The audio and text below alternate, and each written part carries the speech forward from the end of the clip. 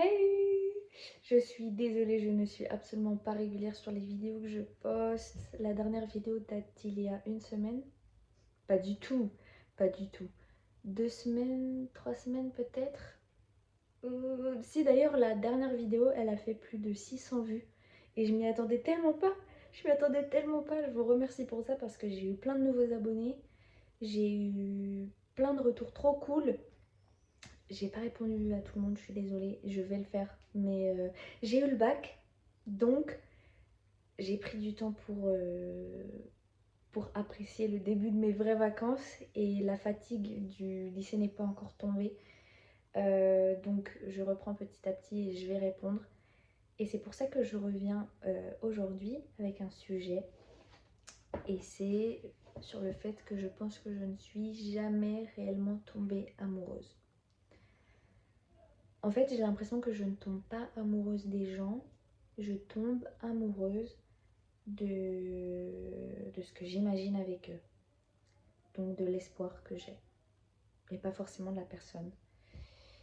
J'ai presque 18 ans, dans genre 10 jours, et je vous parle avec l'expérience que j'ai, donc potentiellement ce que je suis en train de dire va évoluer dans les mois ou dans les années à venir, mais je pense que les expériences que j'ai eues, pas que j'en ai eu beaucoup, hein, mais le peu d'expérience que j'ai eu, je pense que ça m'a amené à penser les relations amoureuses différemment de ce que j'ai pu faire auparavant. Et donc de pouvoir vous partager ça et peut-être que des personnes se retrouveront à travers mes paroles ou à travers des situations qu'ils sont en train de vivre. Et ça serait trop cool qu'on en parle ensemble. Mais en fait, j'ai déjà été avec quelqu'un et c'était une vraie relation. Sauf que ça s'est pas tellement bien passé, c'était compliqué pour moi. Et donc je pense que cette relation-là, elle a déterminé comment j'allais me comporter avec les autres, amoureusement je veux dire. Et donc en fait, j'ai l'impression que je répétais deux schémas. Premier schéma, c'était je rencontrais quelqu'un, je lui parlais quelques jours, quelques semaines, ça allait jamais au-delà d'un mois parce que je n'arrivais pas à tenir plus d'un mois, MDR. Mais je lui parlais quelques jours, quelques semaines. Et je sais pas, d'un coup, je me sentais dégoûtée et j'étais obligée de partir. Alors je partais dans la bienveillance, il n'y avait pas de souci sur ça, mais je partais parce que j'étais dégoûtée de quelque chose et je sais pas vraiment quoi en fait. Je sais pas si c'est parce que j'arrivais pas à établir une relation amoureuse avec quelqu'un ou si c'est parce que ça me stimulait pas assez, j'avais pas le truc pour pouvoir me projeter avec la personne ou pour pouvoir construire quelque chose avec la personne. Ou alors si c'était tout simplement pas la bonne personne et que ça ne matchait pas. Et c'est probablement ça, parce que sinon je serais avec cette personne-là. Enfin, cette personne-là, parce que... En fait, on dirait que j'ai parlé à beaucoup de monde, mais pas du tout. Il n'y en a pas plus de 5, hein, vraiment. Et encore 5, il n'y en a pas 5. Euh, donc voilà, donc ouais, première relation c'était compliqué. Et donc premier schéma, je parlais à la personne, j'étais dégoûtée et je partais. Et deuxième schéma, je rencontrais quelqu'un, la personne me plaisait physiquement, du moins.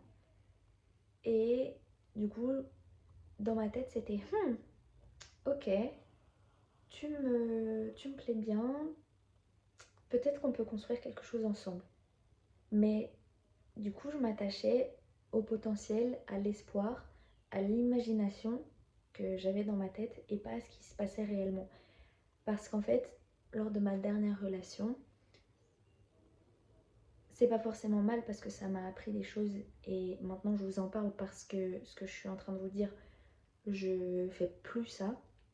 Du coup, je suis légitime d'en parler. Mais par exemple, dans ma dernière relation, on n'a pas eu comment on appelle ça, la phase de rencontre avec quelqu'un où on se dit nos goûts, où on dit ce qu'on aime, où on apprend à se connaître tout simplement. J'ai pas eu ça et en fait, j'étais déjà avec la personne quand on faisait cette phase-là, cette première phase du couple, quoi, ou de la rencontre avec quelqu'un. Et du coup, j'ai pas eu le modèle Enfin, c'était mon seul modèle pour les autres relations que j'avais eues. Et ça fonctionnait pas parce que j'étais direct dans l'idée de il faut que je me mette avec la personne avant de connaître la personne. Et donc du coup, je me faisais tout un imaginaire dans ma tête, tout un espoir, tout un potentiel dans ma tête, alors que factuellement avec la personne, je la connaissais pas tant que ça, tu vois. Je la connaissais pas tant que ça et je me projetais quand même et je m'attachais à ça et pas à la personne en elle-même. Parce que la personne en elle-même, finalement, la plupart du temps, c'est des personnes qui me correspondaient pas. Et je m'en suis rendu compte des mois après que ça me correspondait pas parce que j'ai été attachée à ce que moi à ce que moi j'avais imaginé, à ce qui me faisait du bien et à ce que j'aurais pu construire avec. Parce que quand on est attaché au potentiel, on est attaché à un truc qui n'existe pas et finalement ça nous fait plus de mal qu'autre chose quand on se rend compte que bah ça fonctionne pas quoi. Que ça fait plusieurs mois que je suis sur cette personne là mais qu'il se passe rien et que la personne en face bah tu vois il se passe rien non plus parce que dans ma tête je me suis dit mais il y a pas de phase où on apprend à se connaître parce que j'ai jamais connu ça donc pour moi c'était normal tu vois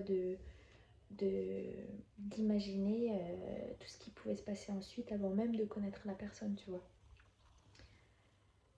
Je sais pas si je pense que ça arrive à d'autres personnes et on tombe entre guillemets amoureux du potentiel de quelqu'un et donc d'un truc qui n'existe pas.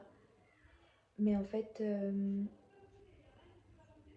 je sais pas pourquoi je sais pas pourquoi j'ai fait ça. Parce que peut-être comme je l'ai dit dans la relation que j'ai vécue, ça s'est pas tellement bien passé et en fait peut-être que je voulais peut-être reconstruire quelque chose de plus positif avec une personne et donc quand je faisais l'imagination j'enlevais tous les comment ça s'appelle les red flags, j'enlevais tout ça pour reconstruire quelque chose de grave positif alors que je connaissais pas la personne tu vois. Je ne sais pas, je ne sais pas. Et j'ai vu un peu des reportages et tout sur le fait que beaucoup de personnes tombaient amoureux du potentiel de quelqu'un ou de l'espoir. Mais au final, ça sert à rien parce que je pense que quand on tombe amoureux, déjà, en fait, je sais pas, chaque situation est différente. Chaque situation est différente, mais je pense que dans mon cas, si je devais être amenée à tomber amoureuse, ça se ferait progressivement parce que j'ai déjà testé entre guillemets le coup de foudre parce que dans mon ancienne relation c'était très passionnel, très d'un coup, très où on extrapole les choses, etc. Et c'est très intense, mais j'ai jamais connu de relation où ça montait petit à petit. Et je m'en suis rendu compte qu'en fait j'essayais d'avoir tout le temps l'intensité que j'avais vécue avant parce que je connaissais que ça quoi. Alors que ça fonctionne pas comme ça. Une relation, c'est on apprend à se connaître, on voit si ça fonctionne. Si ça fonctionne, bah on se voit de plus en plus.